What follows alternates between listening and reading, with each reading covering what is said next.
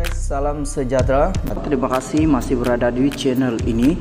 Bagi mereka yang belum subscribe channel ini, sila subscribe dan like, komen, share supaya Anda tidak akan ketinggalan info-info yang saya akan sampaikan di channel ini. Berita hari ini saya mau kongsikan kepada Anda daripada Malaysia Kini.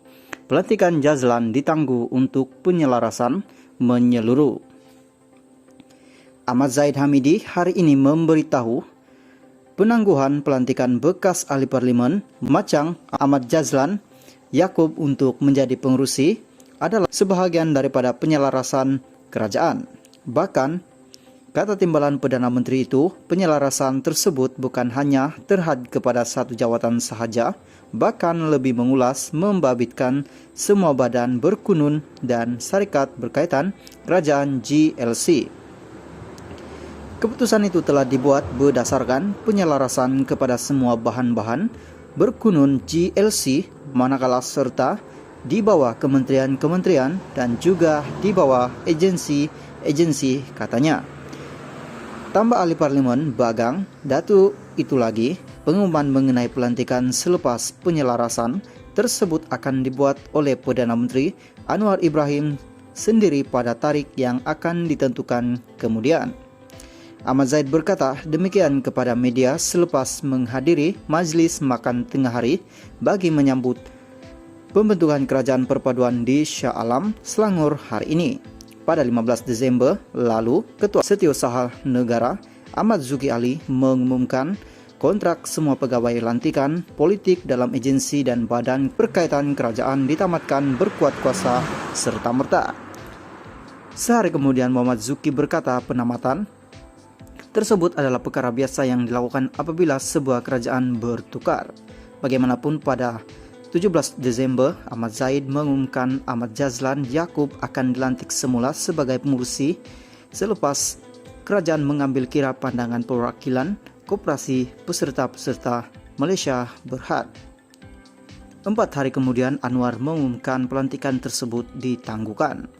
Sementara itu, dalam ucapannya hari ini Ahmad Zahid turut mengumumkan pelantikan Presiden Pertubuhan Mindah dan Sosial Pelantikan sebagai pengurusi khas kepada menteri yang mengendalikan hal ehwal masyarakat India di negeri ini.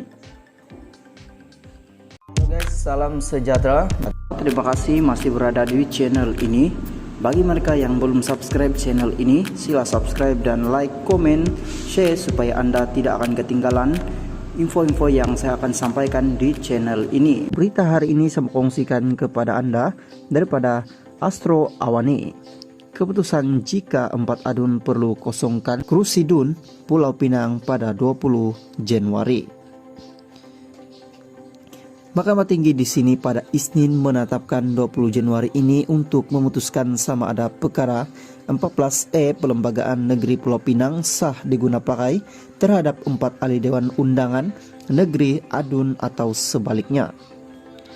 Pesuruhjaya Kehakiman Mahkamah Tinggi Azizan MD menetapkan tarikh itu selepas mendengar hujah peguam Citan yang mewakili kesemua adun itu dan peguam Surendara yang mewakili DUN Pulau Pinang dan speakernya Datu Low Chong King. Setelah mendengar hujahan daripada kedua-dua pihak, saya menetapkan 20 Januari ini untuk membuat keputusan, namun kedua-dua pihak berhak untuk hubungi saya untuk buat persembahan dan hujahan bertulis sebelum tarik keputusan, kata beliau. Azizan turut mentitah kedua-dua pihak hadir ke mahkamah pada tarikh yang ditetapkan untuk mendengar keputusan. Dalam hujahannya berkata, perkara 14E Pelembagaan Negeri Pulau Pinang adalah tidak sah kerana tidak konsisten dengan perkara 10(1)C Pelembagaan Persekutuan. 2 anak guam saya dipecat daripada parti dan 2 lagi masih kekal dalam parti. Jadi perkara 14E Pelembagaan Negeri Pulau Pinang tidak seharusnya terpakai, katanya. Beliau berkata ketika pilihan raya umum ke-14 pada 2018, Pakatan Harapan PH gabungan yang diwakili oleh 4 adun itu juga tidak berdaftar sebagai parti politik.